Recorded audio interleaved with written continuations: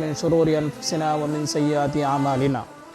من يهده الله فلا مضل له ومن يضلله فلا هادي له ونشهد أن لا إله إلا الله ونشهد أن محمدا عبده ورسوله قال الله تعالى في القرآن المجيد والفرقان الحميد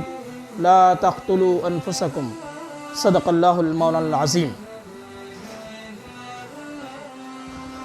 دنیا میں اللہ رب العزت نے مجھے زندگی دی، آپ کو زندگی دی، اور اسلام کا تصور یہ ہے کہ زندگی اللہ رب العزت کی امانت ہے۔ اللہ تعالیٰ نے خود کی زندگی، میرا خود کا جسم، آپ کا خود کا جسم، اللہ رب العزت کی جانب سے ہمارے لیے امانت ہے۔ مغربی تصور، ویسٹرن تصور یہ ہے کہ زندگی کا مالک وہ ہے، اس کا جسم کا مالک وہ ہے، جس طرح چاہے وہ اپنی زندگی گزار سکے، اپنی زندگی کے مختلف گوشوں اور پہلوؤں کو وہ جیسے چاہے گزار سکتا ہے۔ یہ مغرب کا تصور ہے۔ اسلام نے بہت ہی لاجیکل، عقلی تصور یہ دیا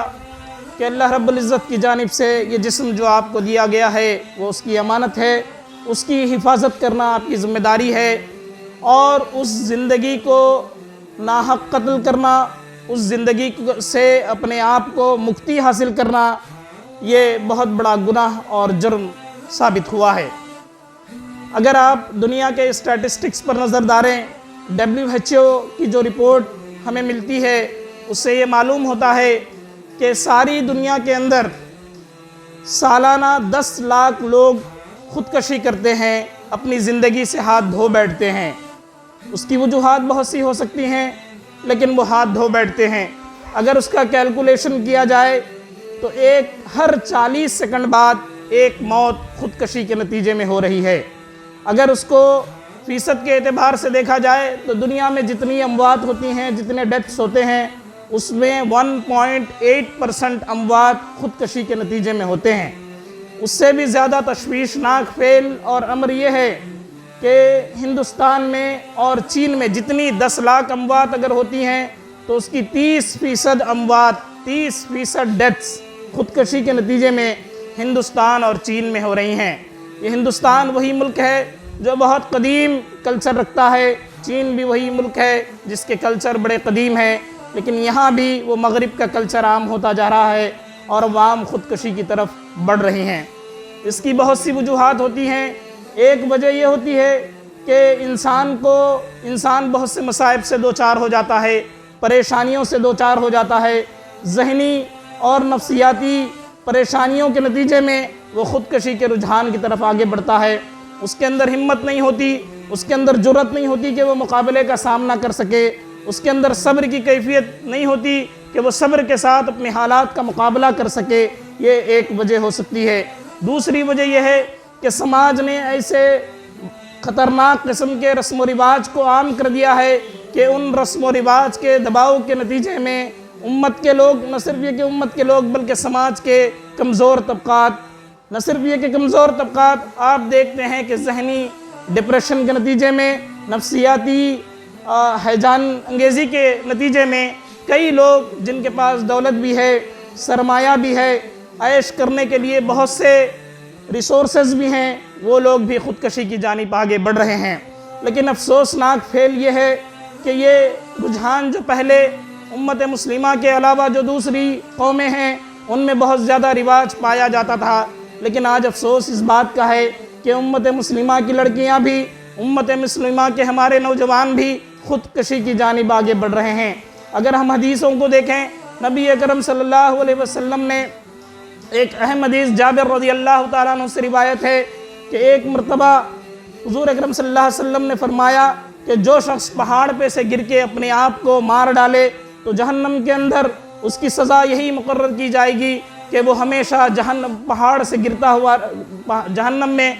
سے گرتا رہے گا اور اس کی موت آتے رہے گی۔ اگر کسی نے چھری سے اپنے آپ کو موت کی طرف ڈھکیل دیا تو قیامت کے دن جہنم کے اندر اس کو سزا یہ ہوگی کہ وہ اپنے ہی نیزے سے، اپنے ہی چھری سے اپنے آپ کو کاٹتا ہوگا اور موت کے دہانے پہ جاتا ہوگا۔ ایک اور حدیث بخاری کی ہے، وہ حدیث یہ بتاتی ہے کہ کوئی شخص اگر زہر پی کر مرتا ہے تو آخرت میں یوم قیامت میں جہنم میں اس کی حالت یہ ہوگی کہ وہ زہر پیتا رہے گا اور اس کو موت آتے رہے گی۔ یہ کیفیت حضور اکرم صلی اللہ علیہ وسلم نے ان لوگوں کے بارے میں بتائی جو خودکشی کرتے ہیں۔ حضور اکرم صلی اللہ علیہ وسلم کے دور میں بھی خودکشیاں ہوئی تھیں۔ ایک واقعہ حضور اکرم صلی اللہ علیہ وسلم کے سامنے آیا، وہ یہ تھا کہ اس کو ہاتھ کی تکلیف تھی، ایک شخص کو، اس نے ہاتھ کو کاٹ لیا، اس کے نتیجے میں وہ مر گیا۔ حضور صلی اللہ علیہ وسلم نے فرمایا کہ اللہ تعالیٰ فرماتا ہے کہ اس کو جہنم مل گئی ہے۔ تو یہ وہ واقعات ہیں۔ اسلام اس سلسلے میں اس طریقے کی رہنمائی کرتا ہے کہ ہمیشہ ڈٹ کے رہیں، حالات کا مقابلہ بہتر انداز میں کریں، مصائب کا مقابلہ کریں۔ جو شخص اللہ کی رحمت سے مایوس نہیں ہوتا، اللہ کے در پر جھکنے کے لیے ہمیشہ تیار ہوتا ہے، وہ شخص کبھی بھی اس قسم کی حرکت نہیں کر سکتا۔ اللہ کی رحمت سے ہمیشہ جو شخص پر امید ہوتا ہے وہ ہرگز کبھی بھی اپنے آپ کو قتل کرنے کے لیے تیار نہیں ہوتا۔ کچھ دن پہلے جمعرات کا دن تھا، 25 فروری کی تاریخ تھی۔ سابرمتی ندی کے کنارے ہماری ہی امت کی بنت آدم عائشہ، جس کا نام تھا نبی اکرم صلی اللہ علیہ وسلم کی اہلیہ عائشہ رضی اللہ تعالیٰ عنہ کے نام پر اس عورت کا، اس لڑکی کا نام تھا۔ محض 23 سال 23 بہاریں اس نے زندگی کی دیکھی تھی۔ وہ سابرمتی ریور کے کنارے کھڑے کر ایک ویڈیو بناتی ہے، اس میں وہ یہ کہتی ہے کہ میری موت کا کوئی ذمہ دار نہیں ہے بلکہ میں خود اپنی موت کی ذمہ دار ہوں۔ یہ بات بھی بعد میں پتہ چلتی ہے کہ اس کا شوہر جس کا نام عارف تھا، وہ اس کو کہہ رہا ہے کہ تم مرنے سے پہلے ایک ویڈیو بنا ڈالو جس میں کہہ دو کہ میری موت کا ذمہ دار میں خود ہوں۔ تو بہرحال وہ لڑکی اپنی والدہ کو بھی کال کرتی ہے، والد سے بھی گفتگو کرتی ہے۔ والد اس بات کا دلاسا دیتا ہے کہ تمہارا نام عائشہ ہے، اپنی ماں کے نام پر تمہارا نام عائشہ ہے، دیکھو اللہ کے نام پر، قرآن مجید کے نام پر تم اپنے آپ کو قتل نہ کرو، تمہارے مسئلے ضرور حل ہو جائیں گے۔ لیکن وہ لڑکی کی جو مایوسی دکھتی ہے، وہ ویڈیو اگر دیکھیں، میں نے تو پورا کلپ نہیں دیکھا ہے کیونکہ اس کی ہمت میں جٹا نہیں پا رہا تھا، لیکن جو ویڈیو بھی آپ دیکھتے ہیں کہ اس کے چہرے پہ جو مسکراہٹ ہے، اس کے پیچھے بہت ہی درد انگیز درد چھپا ہوا تھا۔ اس لڑکی نے اپنے آپ کو جب اپنے والدین سے بات کی اور پھر وہ ویڈیو وائرل ہو گیا، اور اس کے بعد وہ اپنے آپ کو اس ندی کے حوالے کر دیتی ہے اور اس کی روح قبض ہو جاتی ہے، وہ اس دنیا سے چلی جاتی ہے۔ لیکن وہ دنیا سے ضرور چلی گئی، لیکن اس کے ساتھ ساتھ اس نے کئی سوالات میرے اور آپ کے درمیان چھوڑ کر گئی۔ علماء کو، عام آدمیوں کو، سماج کے نوجوانوں کے لیے بہت سے سوالات وہ کھڑے کر کے چلی گئی۔ وہ لڑکی ایسی تھی، محض جہیز ہم اس کا اگر تجزیہ کریں، آبجیکٹیو انالائسس کریں کہ کیا وجوہات ہو سکتی ہیں کہ یہ عورت نے، اس لڑکی نے خودکشی کر لی، تو اس کی بہت سی وجوہات ہمیں نظر آتی ہیں۔ ہو سکتا ہے پہلی وجہ پہ ہماری ذاتی توجہ رہے، ہم لوگ بہت زیادہ اس بات پر توجہ دینے کی کوشش کرتے ہیں کہ یہ عورت تھی، بہت ہی پریشان تھی، ڈپریشن کا شکار تھی، نفسیاتی مریض تھی، اور اس کے نتیجے میں وہ اپنے آپ کو برداشت نہ کر سکی، مصیبت آ گئی تو مصیبت کو برداشت کرنے کی اس کے اندر طاقت نہیں تھی، صبر کا مطالبہ وہ حالات کر رہے تھے لیکن وہ صبر نہیں کر پائی۔ اس قسم کے طعنے دینا بڑا آسان کام ہے۔ ہم میں سے آج وہ بھی لوگوں کو دیکھنے کو ملتا ہے کہ بہت آسانی کے ساتھ اس مردہ عورت کے سلسلے میں جہنم کے سرٹیفکیٹس جاری کر رہے ہیں، یہ کہہ رہے ہیں کہ یہ لڑکی جہنم ہے، جہنمی ہے۔ کیا گزر رہی ہوگی ان والدین پر جنہوں نے اپنی بیٹی کو ابھی کھویا ہے اور ان کو یہ سرٹیفکیٹ دیا جا رہا ہے کہ جس بیٹی نے ابھی خودکشی کی ہے وہ بیٹی آپ کی جہنمی ہے۔ ایک واقعہ میں حضور اکرم صلی اللہ علیہ وسلم کی زندگی سے دیتا ہوں۔ حضرت جابر رضی اللہ تعالیٰ عنہ سے روایت ہے، طفیل بن عمرو دوسی رضی اللہ تعالیٰ عنہ کہتے ہیں، طفیل بن عمرو دوسی ان کے ایک اور دوست تھے، یہ حدیث مسلم شریف میں وارد ہوئی ہے۔ حضور اکرم صلی اللہ علیہ وسلم کے صحابی کہتے ہیں کہ میرے ساتھ ایک صحابی تھے، وہ ان کے ہاتھ میں کچھ بیماری تھی، انہوں نے اپنی انگلیوں کو اپنے نیزے سے کاٹ دیا، وہ کاٹنے کے نتیجے میں ان کی رگیں کٹ گئیں اور خون زیادہ بہنے کی وجہ سے ان کی موت لاحق ہو گئی۔ یہ مسلم شریف میں یہ حدیث آپ کو ملتی ہے کہ اس کی انگلیاں کاٹنے کے نتیجے میں وہ اتنا خون بہہ گیا کہ وہ موت کے دہانے پہ چلے گیا اور موت ہو گئی۔ تو ایک دن حضرت طفیل بن عمرو دوسی کہتے ہیں کہ میں نے اس شخص کو خواب میں دیکھا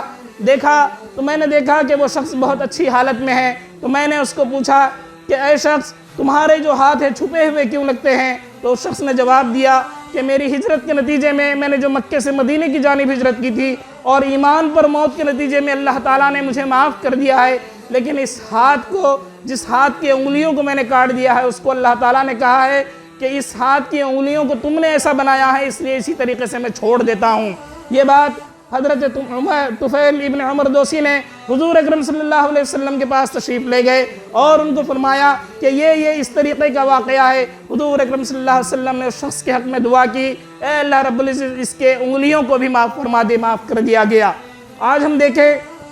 ہمارا جو رویہ ہے ایک ایکسٹریم رویہ ہے کہ جو بھی شخص خودکشی سے موت اپنی کر لیتا ہے، موت کے دہانے پہ آ جاتا ہے یا مر جاتا ہے تو ہم کو جہنم کا سرٹیفکیٹ دینا شروع کر دیتے ہیں۔ اس سلسلے میں جو معتدل رویہ ہونا چاہیے، جو اسلام کی جانب سے رویہ ہونا چاہیے وہ یہ ہے کہ اگر کوئی گناہ کرتا ہے تو اس کا قرآن مجید میں کیا عذاب ہے، قرآن مجید اس سلسلے میں کیا کہتا ہے، نبی اکرم صلی اللہ علیہ وسلم اس سلسلے میں کیا کہتے ہیں، یہ بیان کرنے کا حق مجھے بھی ہے، آپ کو بھی ہے۔ لیکن کسی پرٹیکولر شخص کے بارے میں یہ کہہ دینا کہ یہ جہنمی ہے تو ہو سکتا ہے کہ یہ بہت بڑی جسارت ہو، بہت بڑی جرت ہو، ہم کہہ رہے ہیں۔ ہو سکتا ہے کہ آخرت کے اندر اللہ رب العزت اس کو معاف کر دے جس نے اس قسم کی جسارت کی ہے، لیکن اللہ تعالیٰ ہو سکتا ہے کہ اس شخص کو معاف نہ کرے جو یہ کہتا پھرے کہ یہ جہنمی ہے، کیونکہ اللہ کا اختیار ہے، اللہ کے علم میں ہے کہ اس کی کیا کیفیت ہونے والی ہے، وہ جنت میں جانے والی ہے کہ جہنم میں جانے والی ہے، اس کا علم محض اللہ کو ہے، اور محض اللہ ہی کا اختیار ہے کہ کسی کو جہنم میں ڈالے، کسی کو جنت میں ڈالے۔ اللہ کے اختیارات میں شریک ہونے کا حق نہ میرا ہے نہ آپ کا ہے، بلکہ ہم تو محض اللہ رب العزت کے کسی پرٹیکولر جرم کے نتیجے میں کیا سزا ہو سکتی ہے، قرآن نے کیا سزا بیان کی ہے، حدیث نے کیا سزا بیان کی ہے، اس کو بیان کرنے کا حق، اس سے ڈرانے کا حق مجھے اور آپ کو ضرور ہے،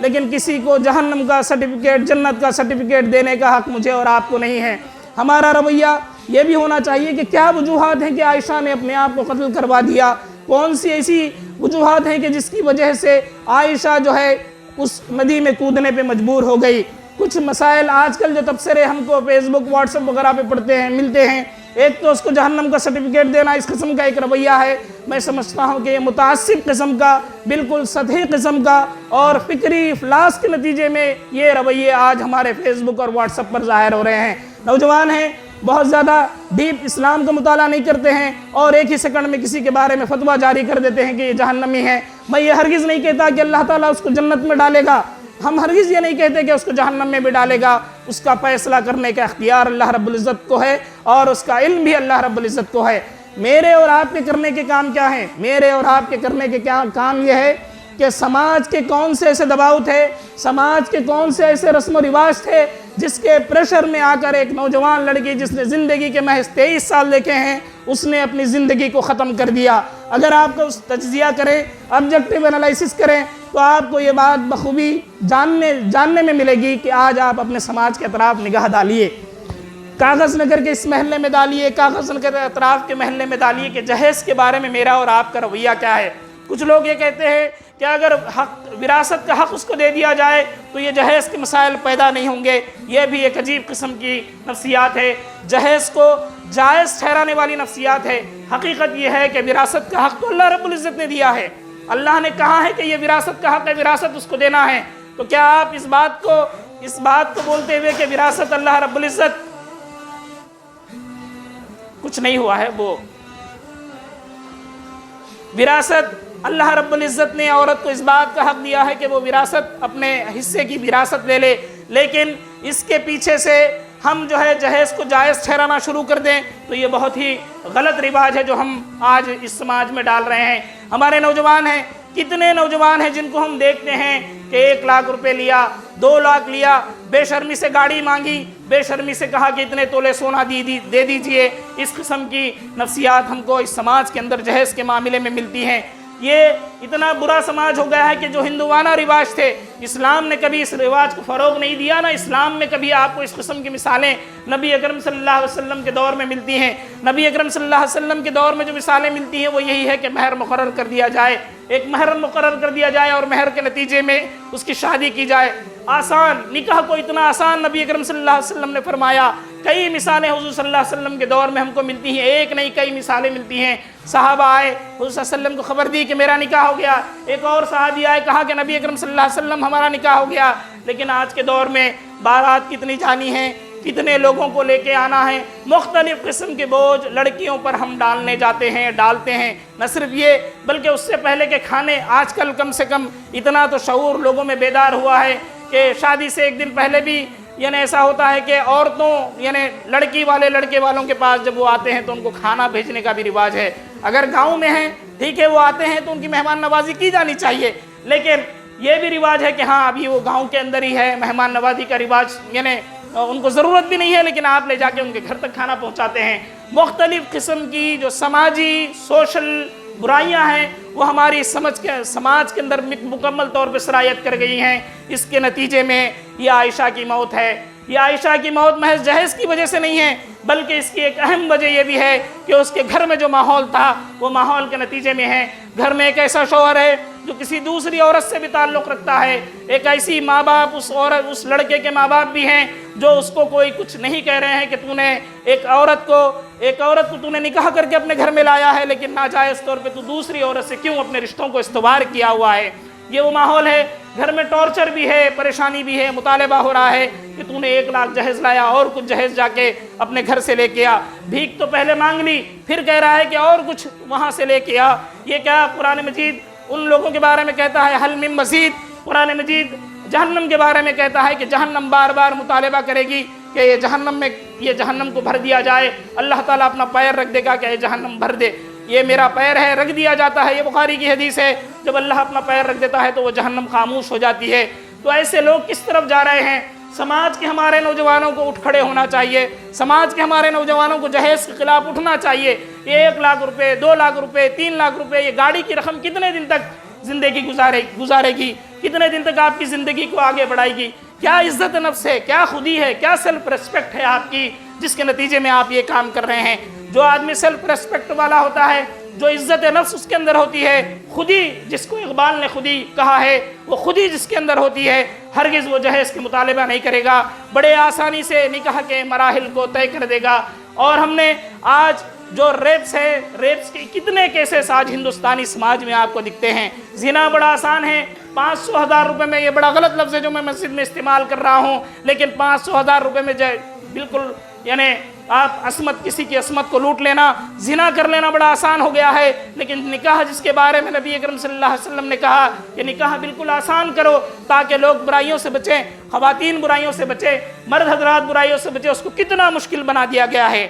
سنت کے نام پہ یہ کیسی سنت ہے؟ سنت کے نام پہ میں اور آپ جو ہے ولیمے کرتے ہیں، وہ ولیمے قرض لے کے کرتے ہیں، یہاں سے قرض لیا گیا، وہاں سے قرض لیا گیا، قرض کے نتیجے میں محض اس لیے کہ سماج کا ایک دباؤ ہے، سماج کا ایک ایسا دباؤ ہے کہ آپ ولیمہ اگر صحیح نہیں کریں تو شاید آپ کے اوپر انگلیاں اٹھائیں۔ ایک دن لوگ آئیں گے، کھانا کھائیں گے اور کہیں گے کہ یہ گوشت ایسا ہے، یہ بگارہ صحیح نہیں بنا، یہ میٹھا نہیں بنا، اور وہ گھر سے باہر یعنی فنکشن ہال کے باہر نکل جائیں گے۔ آپ دیکھیں گے کہ 1-2 مہینے بعد ان کو یاد بھی نہیں ہوگا کہ آپ کے ولیمے میں کیا مینیو تھا، محض لوگوں کی خوشی کی خاطر ہم اپنے ولیمے کر رہے ہیں۔ سنت کے نام پر ولیمے کے بارے میں ہم کہتے ہیں کہ یہ سنت ہے، اور سنت کے نام پر ہم قرض لے کر جو ہے ولیمے کر رہے ہیں۔ یہ کیسی سنت ہوتی ہے؟ اس کو ہم کیسے سنت کہہ سکتے ہیں جو قرض لے کر کی گئی ہے؟ تو یہ حالات یہ ہے کہ جہیز کے نام پر سماج میں برائیاں پھیل رہی ہیں، اور دوسرا یہ کہ گھریلو جو حالات ہیں وہ بد سے بدترین ہو رہے ہیں۔ اخلاقی نظام جو ہے ہمارا، جو مورل سسٹم ہے اسلام کا، وہ ٹکڑا ہوتا ہوا ہمارے گھروں کے اندر اپنے گھروں سے جنازے نکال رہا ہے۔ ان حالات کے اندر مجھے اور آپ کو بہت زیادہ غور و فکر کرنا ہے کہ یہ عائشہ ہے جس نے اپنے کچھ درد سہے، لیکن ایک وقت ایسا آیا اس کو سمجھ میں آیا کہ یہ کچھ اور آبلے ہیں جو میں اپنے سینے پر سہ نہیں سکتی، تو اس نے جو ہے ندی میں بہہ کر خودکشی کر لی، اپنی جان دے دی۔ لیکن ایسی کئی مائیں اور کئی لڑکیاں ہمارے درمیان آج بھی موجود ہیں جو گھٹن کے احساس کے ساتھ، پورے گھٹن کے ساتھ اپنے سسرالوں میں رہتی ہیں۔ ان کو ایک اور رویہ جو میرے اور آپ کا ہے، یہ بدترین قسم کا رویہ ہے جس نے اسلام کی کبھی اجازت نہیں دی۔ ہم اپنی لڑکیوں کو